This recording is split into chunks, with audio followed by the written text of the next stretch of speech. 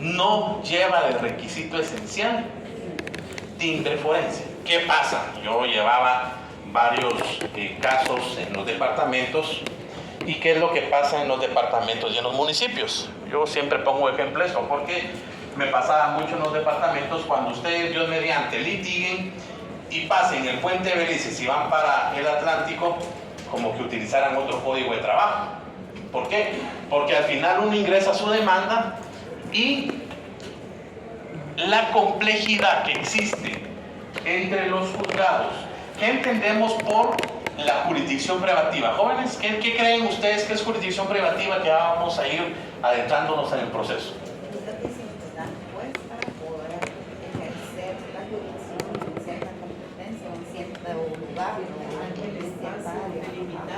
La especialidad, eso ya es la competencia. Artículo 103 de la Constitución, segundo párrafo. Alguien que me lo lea, por favor. Segundo párrafo. Sí, por favor. Artículo 103. Tutelaridad de las leyes de trabajo. Párrafo 2. Todos los conflictos relativos al trabajo están sometidos a jurisdicción privativa. La ley establecerá las normas correspondientes a esta jurisdicción y los órganos encargados de ponerlas en práctica. Eso lo vamos a relacionar con artículos del Código de Trabajo que vamos a ir viendo. Pero, ¿por qué les hago esta pregunta? Porque al final caemos a lo mismo, que es importante el derecho sustantivo. Y el artículo 11 es un derecho sustantivo. Bien. Habíamos realizado un trato, ¿se recuerdan? ¿Cuál era el trato que habíamos realizado? Leer antes de venir. Para los que no vinieron el día... ¿Qué día fue? No, perdón.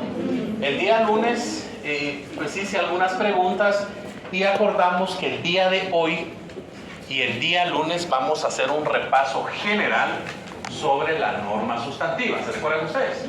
Sí. ¿Y cuál fue el único requisito que yo les supliqué? Ninguno requisito.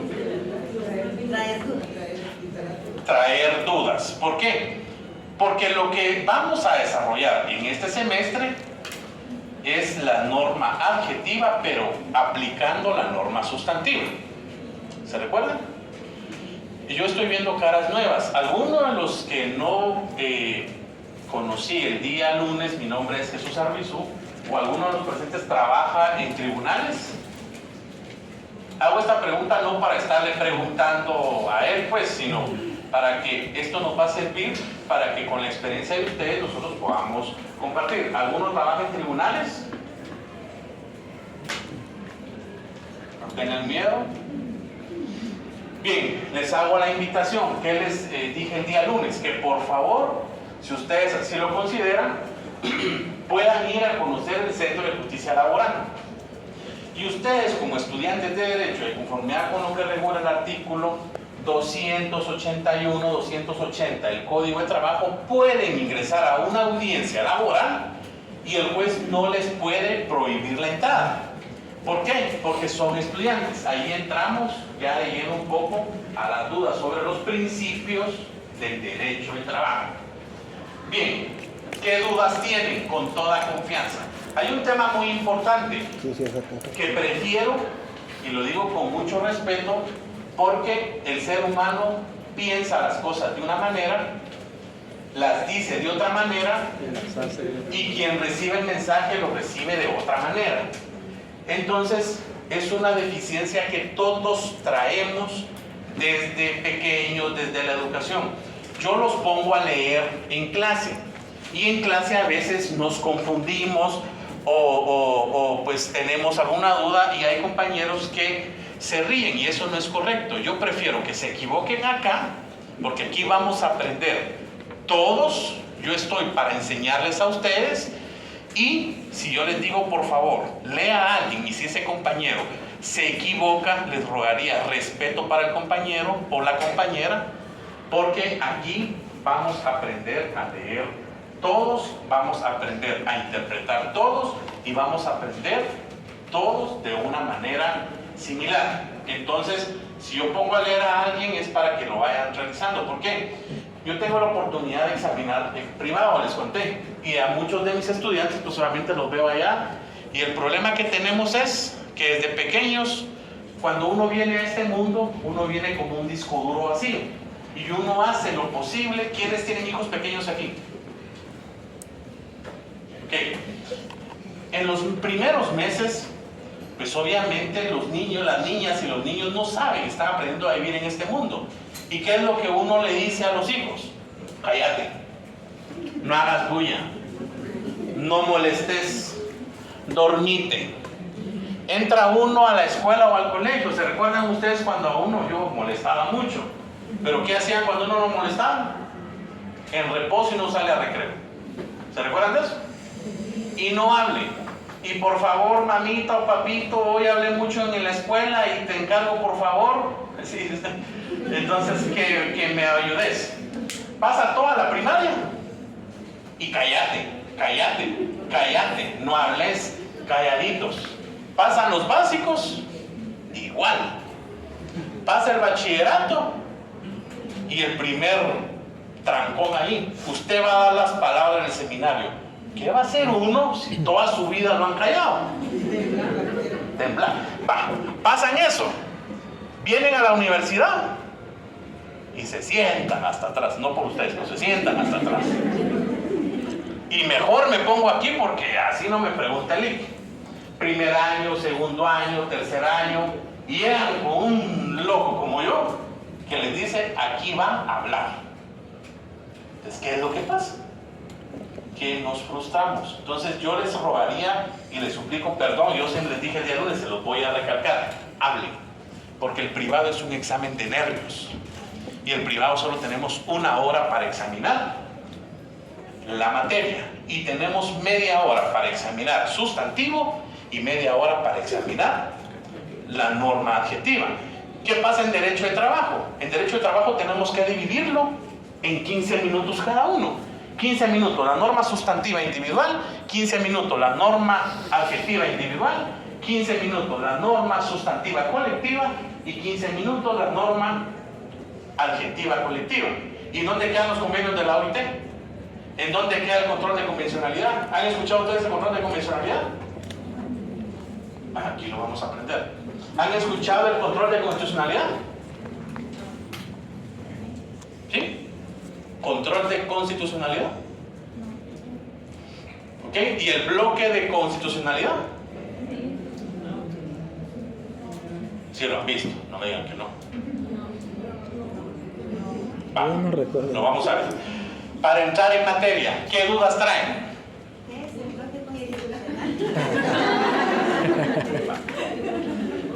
Bloque, ¿diga? A mí no me queda claro en cuanto a lo que siempre le llaman las irrenunciables, porque muchos hablan sobre que dentro de las irrenunciables está la bonificación anual o la indemnización como tal, pero otros mencionan la indemnización universal. Pero en realidad, cuando a una persona lo despiden, tengo entendido yo que sí tiene derecho a algunas, pero si él pide que él renuncia, hay cosas que él no tiene derecho, pero si a él lo despiden, hay cosas que sí. Entonces, me queda un poquito de duda en cuanto a qué se refieren a las irrenunciables y la diferencia entre indemnización como tal, el concepto, y la indemnización universal. Ok. Cecilia, ¿me su nombre, va? Sí. ¿Me permite usted que pueda explicar el bloque de constitucionalidad, el control de constitucionalidad y el control de convencionalidad posterior? Porque es más fácil explicar esto que estos tres, porque esto sí me va a llevar tiempo, a lo mucho unos 25 minutos, porque tengo que explicar los tres juntos, ¿ya? Entonces vamos a empezar por, ¿cuál es su nombre, dama? Nínive Gramajo para ser. Lilibet. Nínive. ¿No? Nínive. Nínive, perfecto. Primera pregunta. Apúntenlo. ¿Qué decreto es el Código de Trabajo? ¿Por qué? Bueno, 1441 o 330. 1441. ¿Por qué? ¿Por qué? Ok, lo dice pues. ¿Pero por qué? ¿Quiénes dicen que es el 1441? El mismo código. ¿Y quiénes dicen que es el 330? Sí. Ah, sí se contesta. ¿Quién diría? Es fácil y sencillo. ¿Cuándo se creó, se promulgó el Código de Trabajo? 1940. Dado en el Palacio Organismo Legislativo el 29 de abril de 1961 y entró en vigencia 2 meses después, es decir, el 16 de agosto de 1961. Hay un dicho que dice: más vale pálida tinta que tinte brillante. Y después del COVID a uno se me olvidaron un montón de cosas. ¿Qué es lo que pasó? El Código de Trabajo inicial, ¿cuál fue, jóvenes? El decreto 330. Yo les rogaría, si ustedes así lo consideran, que aquí nos vamos a acostumbrar a hablar bien. Nada que 1441, ese no existe. 1441. Entonces, el Código de Trabajo se promulgó y es el decreto 330. Años posteriores sufrió una reforma, que esa reforma fue realizada a través del decreto 1441. Pero ese decreto reformó algunos artículos del decreto 330. Entonces, ¿cuál es el decreto original del Código de Trabajo? 330. Las personas que imprimen estos códigos le ponen 1441, pero el decreto original es el 330. Segunda tarea, busquen la historia de eso, por favor. Fácil, de una vez les doy la respuesta. Métanse en la página de trabajo, del Ministerio de Trabajo. Ahí hay un código de trabajo específicamente en la página, y ahí está la historia del por qué sigue siendo 330. ¿Bien? Acostumbrémonos a investigar. Bien. Alguien que me lea, Nini me dijo, ¿verdad? Sí, Nínive. Nínive. Leamos por favor el inciso B del cuarto considerando del Código de Trabajo. ¿Saben ustedes que en el Código de Trabajo, a partir del cuarto considerando, están los principios? Eso sí lo saben, ¿verdad? Sí. Vale. ¿Qué principio está regulado en el inciso B? ¿Qué más? Ok.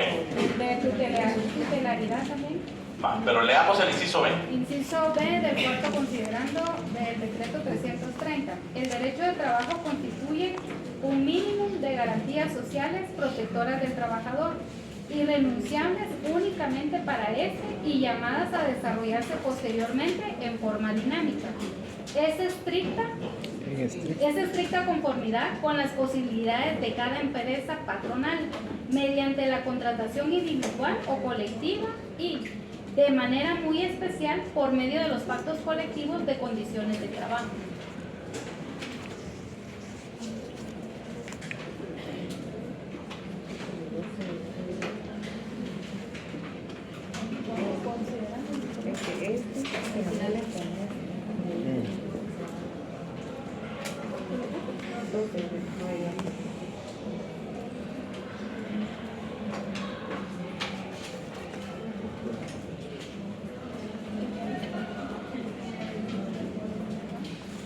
¿Qué entendemos por irrenunciables entonces?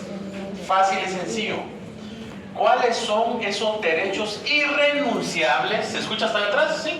Sí. ¿Cuáles son esos derechos irrenunciables que como trabajadores tenemos? Aquellos derechos que están garantizados por el Estado de Guatemala y que están plasmados en una norma de carácter ordinario. ¿Saben ustedes qué es el tripartismo? Aquí nos vamos a retomar un poquito para poder explicar esto. ¿Ustedes han escuchado la Organización Internacional del Trabajo? Sí. Que coloquialmente le llamamos la OIT. Bueno, pues la OIT, como se le denomina, está compuesta o integrada por la Asamblea, que son todos los países que la integran, el Consejo de Administración, que es pues obviamente el consejo que se encarga de ver los temas de desarrollo, y por directores. Por favor, lean la historia de la OIT, no se van a dar más de 20 minutos. ¿Quiénes tienen TikTok aquí? Ahora nadie tiene. Todos, ¿va? ¿Quiénes tienen Instagram? Todos. ¿Quiénes tienen Facebook? ¿Cuánto tiempo le dedican al Instagram, Facebook, TikTok todos los días? 5 minutos diarios. En la noche, no escuchen, no vean TikTok, pónganse a escuchar la historia de la OIT. 10, 15 minutos y ahí van a llegar. Entonces, ¿qué es lo que pasa? Que Guatemala, al ser parte de los países que ratificó la Constitución de la Organización Internacional del Trabajo, es signataria de varios convenios. Y la OIT está dividida en 3 aspectos.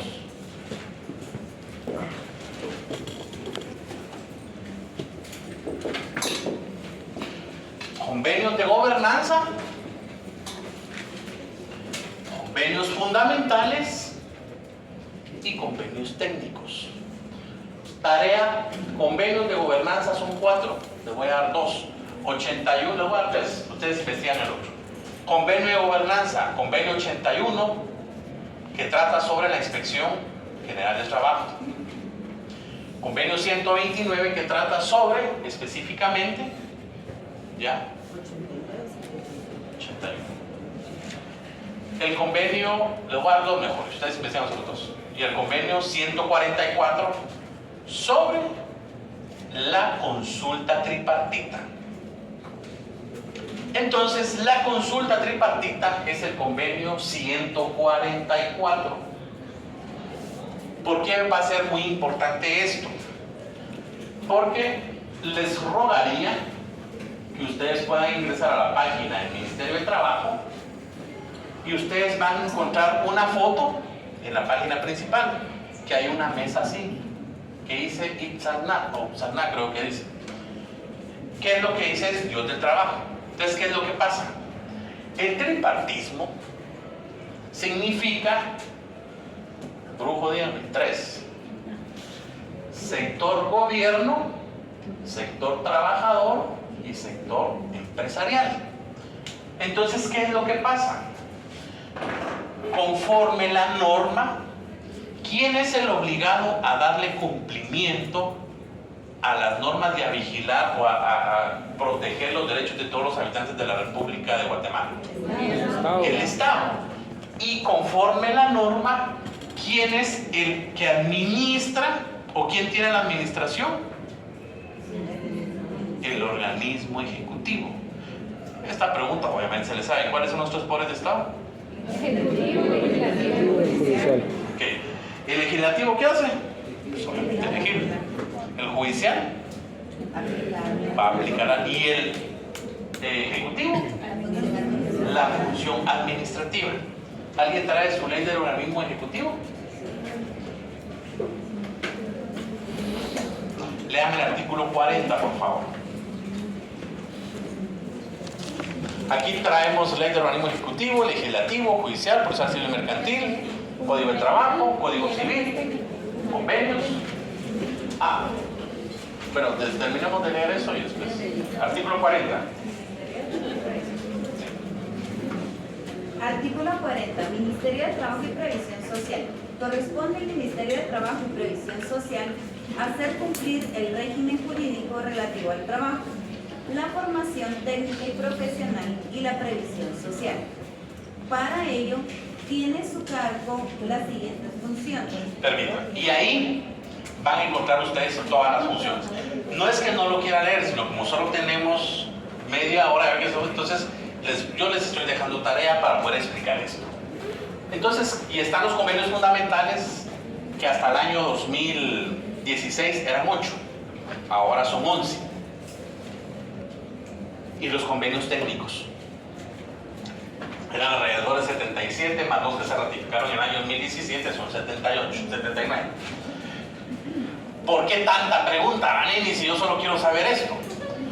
Porque es importante que ustedes conozcan cuál es la obligación del Estado. Entonces, ¿por qué son irrenunciables? Porque el Estado, como garante, crea normas.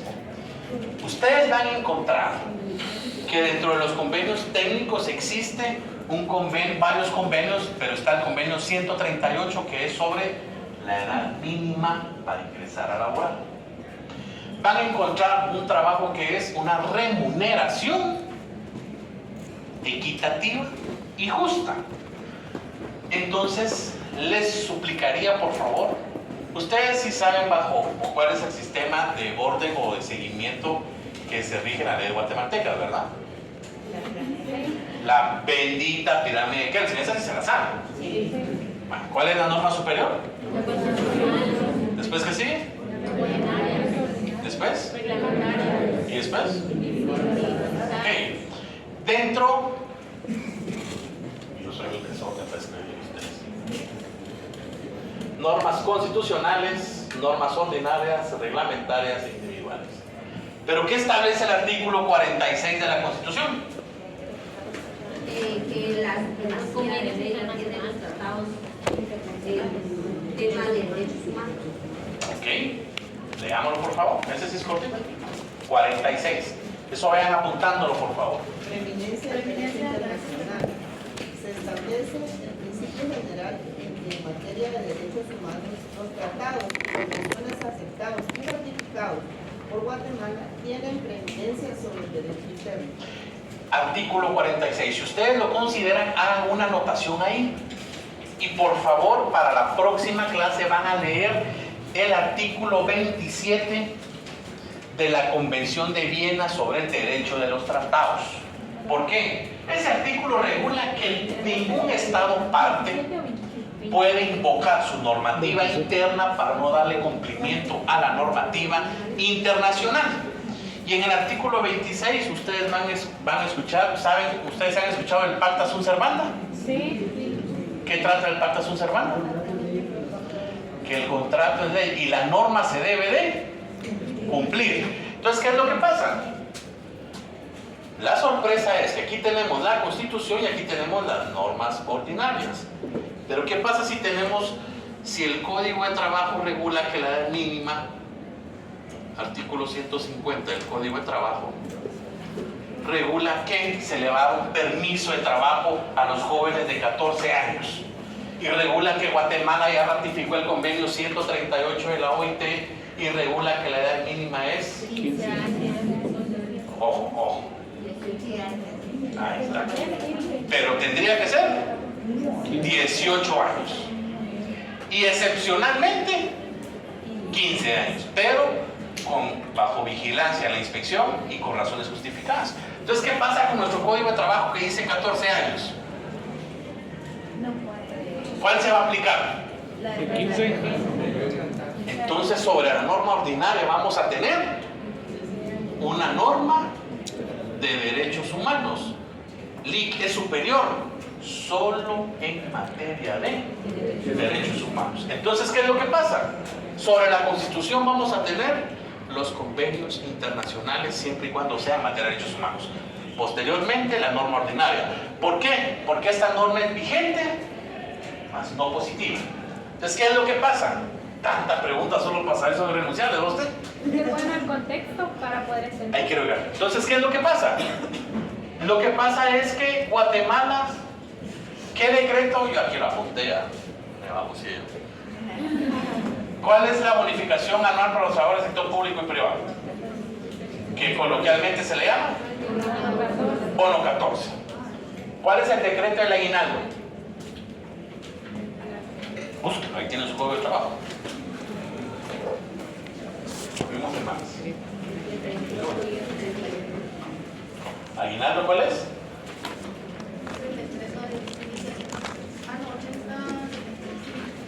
¿Decreto del aguinaldo cuál es? 76. Va. Entonces Nini viene y yo le digo, mire, pues obviamente es una norma, es un derecho que está en ley. Y yo la contrato. Va a trabajar conmigo en el bufete y tiene derecho a su salario. Y usted me va a decir, Lick, yo sé que hay aguinaldo y bono 14, pero yo no lo quiero. porque no me sirve. Supongamos pues que no me sirve. O cualquiera pues. Fíjese que usted tiene derecho a salario, bono 14, eso ni me diga porque eso no me sirve, eso no me gusta. Perfecto. A mí mejor. Aguinaldo, no, tampoco, no me lo porque lo que quiero es aprender. Ah, perfecto.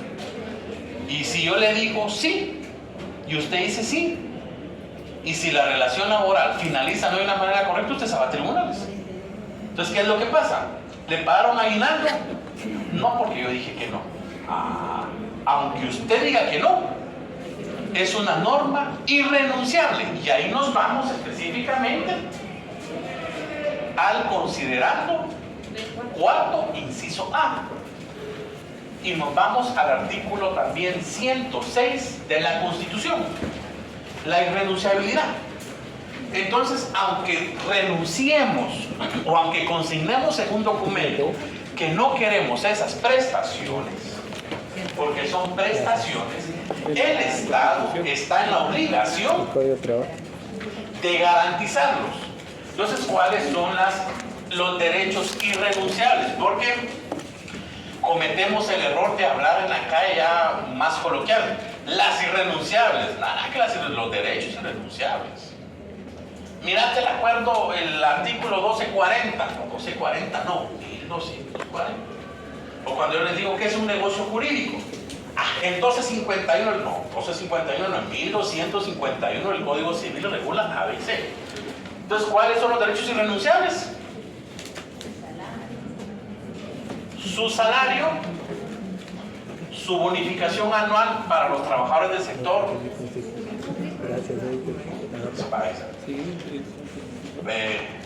privado y público y privado, el aguinaldo, la jornada extraordinaria o las horas extras si las hicieron, las vacaciones, artículo 135 en adelante del Código de Trabajo, la bonificación incentivo, la bonificación profesional. ¿Por qué? Porque está en una norma. La bonificación incentivo, ahí es otro debate, porque muchos dicen son 250 y muchos dicen el piso mínimo 250. Eso lo vamos a ir viendo, porque estos aspectos son los discutibles en los tribunales. Y otros, ¿por qué pongo otros? Ahí viene la duda si la indemnización es o no es un derecho irrenunciable. Sí y no. ¿Explico por qué? Así es. Si estamos trabajando en la iniciativa privada, regularmente en la iniciativa privada no hay sindicatos. Los sindicatos regularmente se dan en la iniciativa pública y ahí se rigen, pues obviamente por el convenio 154 sobre la negociación colectiva en el sector público, que no está ratificada en Guatemala. Pero ¿qué es lo que pasa? Todos nos vamos por el Código de Trabajo. Entonces el patrono paga salario, bonificación, aguinaldo, jornada, vacaciones, bonificación, y de su profesional a bonificación profesional.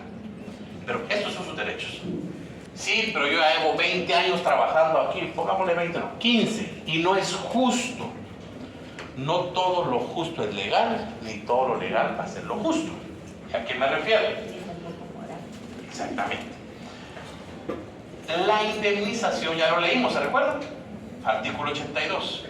La indemnización va a ser un derecho irrenunciable si y solo si esté establecido en un pacto colectivo de condiciones de trabajo. ¿Por qué? Porque es un acuerdo que hace patrón y trabajador. Hay 4 instrumentos de normación colectiva que ustedes van a ver en derecho colectivo del trabajo. 1, el pacto colectivo de condiciones de trabajo. 2, el convenio colectivo de condiciones de trabajo. 3, el contrato colectivo de condiciones de trabajo. Y el reglamento interior del trabajo. El reglamento interior del trabajo nos dicen que sí, otros dicen que no, porque es una facultad que tiene el patrono de emitir las normas de manera unilateral, en donde se va a llevar la relación laboral. Si esta indemnización está establecida en un pacto colectivo de condiciones de trabajo, sí es un derecho irrenunciable. ¿Por qué? Porque el derecho colectivo del trabajo, ya lo vimos el día lunes, crea una norma, artículo 52, ya lo vamos a ir viendo, del Código de Trabajo. Pero si no hay un pacto colectivo de condiciones de trabajo, por ley, la indemnización no es una prestación ni un derecho irrenunciable. LIC, que hay jurisprudencia, sí, pero hay que ver cada caso concreto. Ahí yo les voy a compartir una jurisprudencia cuando estemos viendo esto, porque son jurisprudencias muy interesantes, en donde, pues, por prácticas reiteradas de empresas, o no sé si no son prácticas reiteradas, han dado a 5, 6, 10 trabajadores indemnización. Y cuando demanda otro trabajador, la Corte Constitucional dice, no, es que le dieron a estos 10, no sé si por error o no, pero usted se la dio. Pero dice el patrono, fueron a 10, pero despedimos a 500 que no se les dio. ¿Y qué dice la CC? La Corte Constitucional, el hecho de que no se las haya dado no significa que no les correspondía, porque ellos no reclamaron. Entonces, para los que trabajan de recursos humanos, la indemnización se va a pagar cuando existan cualquiera de las causales que establece el artículo. ¿Qué artículo dije el día lunes? ¿Lo apuntaron ahí? Ese es el despido indirecto. ¿Lo apuntaron ahí? Artículo 77. Ese artículo regula, sí, 79, pero ese artículo 77 regula los aspectos con los cuales el patrono puede despedir al trabajador y no pagar la indemnización. Por ahí era el 79, así es. Y el 79 es un despido indirecto. Pero ese despido indirecto, si yo vengo como patrono y digo, ¿cuál es su nombre? Natalie, usted ya cometió varios errores. Y no va a decir usted. Entonces, ¿sabe qué? Mejor la despido porque yo me estoy amparando en el artículo 77. Usted va a decir, no, esto lo que quiere es despedirme. Entonces usted se va por despedir de manera indirecta. Pero yo no le voy a pagar la indemnización de mutuo propio porque yo sé, según yo, que estoy en la razón. Y según usted está en la razón. Entonces, ¿qué es lo que tiene que hacer usted? Irse a tribunales y probar la causa del despido. Pero esa causa del despido, ¿a quién le compete? Al patrono. ¿Qué es la inversión de la carga a la prueba? Artículo 30 del Código de Trabajo. En derecho común, en derecho civil, si yo digo, si ese celular es mío, yo debo de probar con la factura que ese celular es mío. En derecho de trabajo, la carga de la prueba se le imputa al patrono. Y la Corte de Constitucionalidad, que le voy a dar la jurisprudencia, solo estableció 4 aspectos para que el trabajador pruebe, 3 aspectos, para que el trabajador pruebe lo que está solicitando. 1, que demuestre que existe una relación laboral. 2, cuando solicite el pago de la jornada extraordinaria. Y 3, ¿cuál es la otra? Ventajas económicas. Ventajas económicas. Esos 3 aspectos debe de probar el trabajador o el ex trabajador. Ahora caemos en cuenta con lo que les dije el día lunes. ¿Se recuerdan ustedes? Que el derecho individual de trabajo se da cuando ya finalizó, el juicio ordinario laboral se va a dar cuando ya finalizó la relación laboral. ¿Por qué? Ahorita voy, compañero. Porque nadie va a pagar una indemnización si sigue trabajando. Caso contrario, el derecho colectivo del trabajo se va a dar cuando existe la relación laboral. ¿Por qué? Porque ya vamos a ver los conflictos colectivos de carácter económico-social y los conflictos colectivos jurídicos. Y los conflictos colectivos de carácter económico-social, ¿cuál va a ser el objetivo? La negociación de un instrumento de normación colectiva. ¿Y cuál es el objetivo primordial? Que exista una relación de trabajo. ¿Me explico? Díganme. Cuando reclaman las ventajas económicas. Perfecto. Entonces, ¿qué es lo que pasa?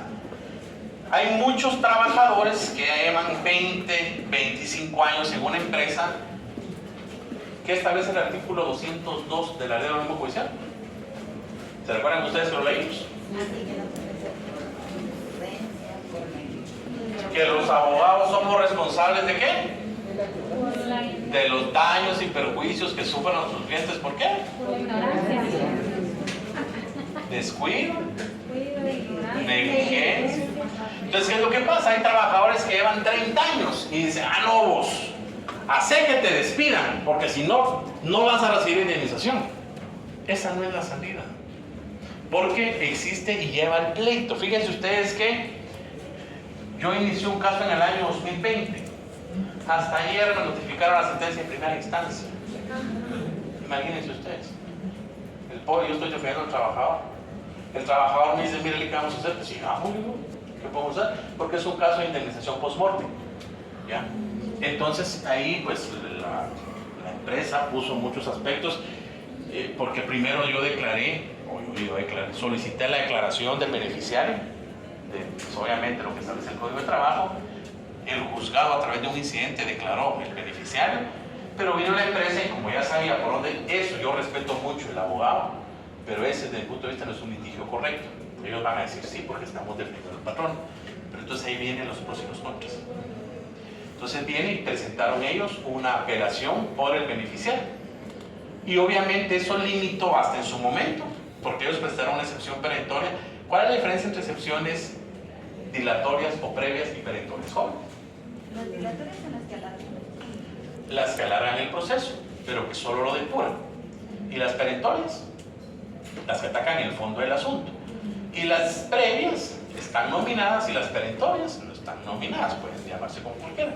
Y presentaron una excepción perentoria donde dice que mi cliente no tiene el derecho de reclamar, porque si bien es cierto, ya hay un incidente que declara como beneficiario, el mismo fue impugnado y que hasta la fecha la sala no ha dado respuesta, no ha resuelto. Cuando la resolución de la sala les denegó a ellos la apelación hace 5 meses, ¿ya? Y confirmó que mi cliente es el beneficiario. Entonces, ¿qué me dice el juez ayer? Discúlpele, pero yo en el mes de abril del año 2024 pregunté y todavía estaba en trámite. A abril, señor juez. ¿Por qué no preguntó antes de emitir la sentencia? Se la emitió ayer.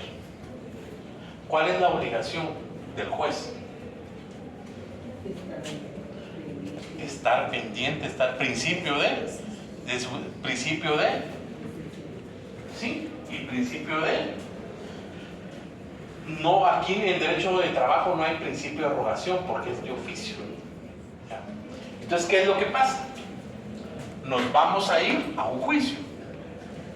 Tanta pregunta, Alex, yo solo quiero saber si es renunciable o no. Tanta buena. Si está en una norma elaborada por el Congreso, es una norma irrenunciable. Sí y solo si existe una norma como un pacto colectivo de condiciones de trabajo o en un instrumento de normación colectiva, la indemnización va a ser irrenunciable. Pero si no hay estas, la indemnización no es una prestación irrenunciable. ¿Que cuál es la salida si ya lleva 30 años? Pues, ¿se recuerdan que les dije que leer en el acuerdo 1124 de la Junta Directiva? ¿Del IX? Ahí está la salida. Artículo 85 también del Código de Trabajo, en donde establece que se puede solicitar una pensión por vejez. Y si la pensión que se otorga por vejez no alcanzara a los tiempos laborados, el patrón está en obligación de pagar el resto, por decirlo así, exactamente, para poder compensar. Salidas hay. Lo que tenemos que hacer los abogados es estudiar la norma. Entonces, pregunta de la vida, porque su cliente le va a llegar a preguntar: ¿LIC me corresponde mi tiempo? Depende, hijo. Ahorita los abogados patrocinan.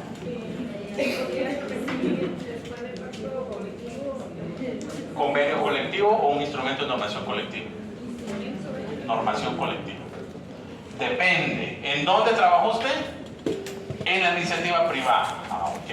Y no sabe usted, porque el cliente a uno no le va a hablar técnicamente. O sea, el cliente No va a llegar con usted, mire pues, el derecho, el trabajo, este conjunto de normas. No, al cliente no le interesa eso. El cliente lo que interesa es que usted le diga, sí, Lick, me interesa, quiero que me diga, no, porque ustedes van a cobrar la consulta, ¿o no la van a cobrar? ¿Por qué la van a cobrar? Porque es un Nuestro servicio chance, profesional. sí, nuestro chance, Lick. Consulta genera honorarios. Por conocimiento, exacto. Así es. Las consultas, quienes no las cobran, pues, pero arancel de abogados, árbitros oficiales. Entonces depende. La indemnización no es una prestación o un derecho renunciable, a menos de que exista o esté regulada en un pacto colectivo de condiciones de trabajo o en general en un instrumento de normación colectiva. Si no lo está, ustedes asesoran a su cliente. Ya, miren, no es un derecho. O lo que pasa mucho, no es justo, llevo 20 años, 18 años trabajando con usted. Siempre usted está renunciando, yo no lo estoy despidiendo. Entonces ahí es donde empiezan. O lo que hacen muchos patronos, Lick, para que no sé si usted lo ha escuchado, Lick, para que no me suba tanto, yo lo indemnizo cada 2 años. Ah, qué bueno, usted está regalando plata, ¿no? ¿Por qué? Porque, ¿qué norma está? O sea, si usted lo está indemnizando cada 2 años, usted a su trabajador le está dando un bono cada 2 años. Porque cuando él se vaya, hay que pagarle todo. Yo he llevado casos así. Y he defendido a los trabajadores. Es que yo le pagué, sí, pero la indemnización es susceptible a comprobar si le... ¿Qué pasa a usted si alguien lleva trabajando con usted 18 años y usted lo indemniza cada 3 años y en el año 17 le robó un montón de plata? Lo va a despedir, artículo 77, causal. ¿Qué pasó con los años que lo indemnizó? No solo le robó y le regaló. La importancia de asesorar bien a nuestros clientes. ¿Está claro con su pregunta, Lix? Yo solo quería saber si es o no renunciable. No, sí, se me aclaró un montón de dudas que también tenía. Está en una norma ordinaria. Es irrenunciable. ¿Qué otra pregunta tiene? A la práctica con lo de la edad del trabajo. Yo no sé, pero yo estaba viendo que la OIT fue en el año 1973, creo yo, que se declaró. Pero, por ejemplo, cuando yo empecé a trabajar a los 15 años y a mí el Ministerio de Trabajo me emitió una carta donde yo podía trabajar. Trabajé en una empresa formal con X y todo. De hecho, decía 000 mi número de cédula. Pero entonces, y mi hermano, por ejemplo, él trabajó en otra empresa que no le dieron nada cuando él renunció. Pero lo que hizo él, tan chiquito, tenía como 17, fue a demandarlos al Ministerio de Trabajo. Entonces, lo que hicieron en el Ministerio de Trabajo fue que le dieron una hora, aparte de todo lo que le pagaron 1 hora diaria. Entonces, por ejemplo, cuando usted decía lo de en la edad, el Ministerio de Trabajo, yo hoy por hoy no me he enterado nada, todavía sigue emitiendo los permisos de trabajo. Es una buena pregunta. Yo tuve la oportunidad, y lo digo no por jactancia, sino por conocimiento, de ser, yo fui inspector general de trabajo 5 años, hace 15 años, 13 años. Y cuando yo tomé posesión del cargo, el ministerio no es que otorgara los permisos. Si ustedes van al ministerio hoy por hoy, el ministerio lo que hace es entregarles a ustedes una hoja con sus derechos. ¿Por qué? Porque por la norma vigente, más no positiva, el ministerio no puede autorizar que ningún niño, niña o adolescente, porque esos términos hay que respetarlos a usted, menor de edad, hay muchos que se lleven susceptibilidades, es que la ley PINA, ¿cuál es la ley PINA? La ley de protección integral regula que niño es hasta los 13 años. De los 13 años un día a los 17 años con 365 días, o 18 años, es un adolescente. ¿Y por qué se le llama adolescente? Porque adolece de ciertos conocimientos y de cierta experiencia. Y 18 en adelante ya es un adulto. Entonces el ministerio a usted, entonces ¿qué fue lo primero que yo hice? Ustedes no pueden, estoy hablando del año 2011, ustedes no pueden emitir permisos. Entonces, lo que se hace es otorgar, es porque se les da y llegan. Claro, estoy hablando de la norma. ¿Qué pasa en nuestra realidad? ¿Alguien pasa por migración todos los días en la mañana? ¿O frente a migración todos los días? Las colas que hay, ¿esas colas por qué serán? Gente o ciudadanos guatemaltecos que están solicitando su pasaporte para ir a ganarse el pan diario fuera de las fronteras de Guatemala por la falta de trabajo que existe. Entonces, eso es la norma. El Ministerio de Trabajo tiene poca capacidad de inspectores, ahorita tendrá creo que 35 o 40 inspectores solo para el departamento de Guatemala. Entonces no le va a supervisar a usted, y lo que hacen es otorgarle una hoja en donde dice, va, usted quiere trabajar, mire, no se puede, pero yo le voy a dar una hojita donde están sus derechos y usted decide. Eso no tendría que ser así. Eso es lo que hace. Eso es lo que hace el Ministerio de Trabajo. Antes, hasta el año 2017, el Ministerio de Trabajo tenía una sección, que era la sección de conciliaciones, que esa no tendría que existir, porque la función de la inspección debe ser una función preventiva, no reactiva. Entonces, le siguen dando la hoja, pero es una hoja con sus derechos, no es un permiso de trabajo como tal. ¿Me explico? ¿Alguna pregunta, jóvenes? ¿Para qué se quieren ir? Pero hay muchas dudas. A las 8 en punto nomás, faltan 3 minutos. ¿Alguna pregunta? No, el que si quiere ir, se puede ir, va, pero por respeto a ustedes, díganme, compañero.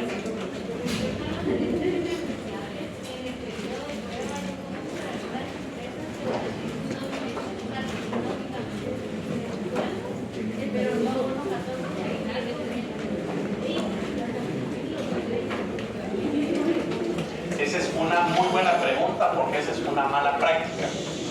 Los dos, leamos el artículo, por favor.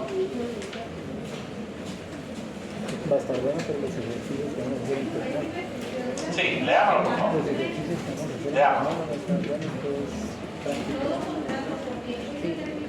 ¿A que sí? Está bueno.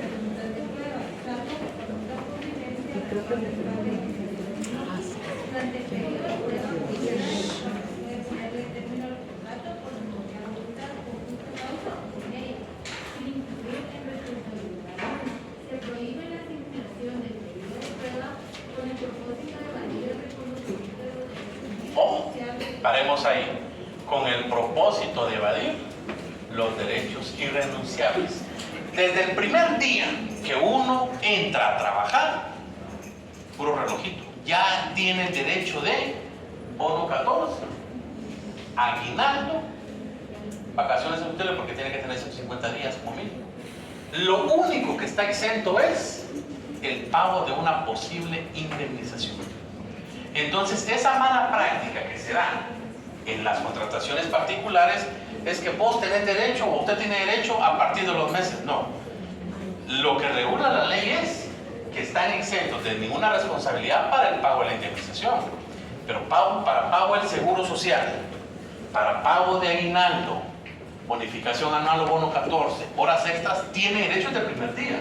Es más, el IX tiene la obligación de supervisar. El acuerdo 1429, la Junta Directiva del Seguro Social, fue elaborado en el año, porque antes era 1118, y ese fue elaborado en el año de 2017, 2018 me parece, porque antes la obligación de inscribir a los trabajadores era a partir de 3.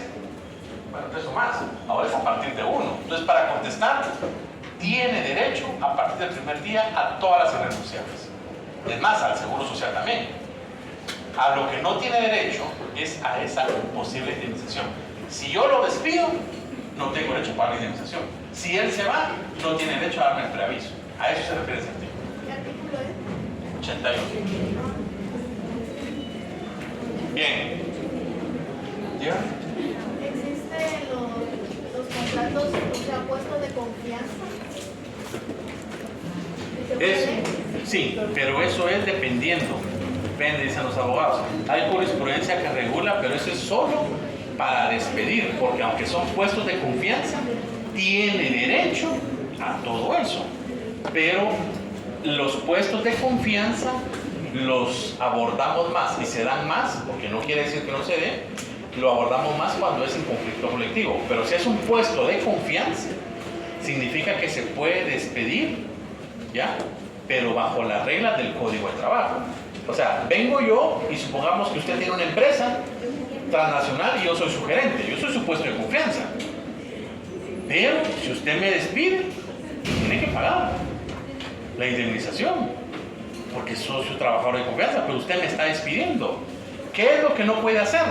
Lo que no puede hacer es si la entidad está emplazada, es decir, coloquialmente se le llama emplazada porque la obra 339, despedirme sin una autorización judicial. Ahí es donde profundizamos más. ¿Puedo pelear la reinstalación? Ahí se puede pelear la reinstalación. ¿Por qué? Porque fue despedida sin una autorización judicial, conforme lo logra el artículo 380 del Código de Trabajo.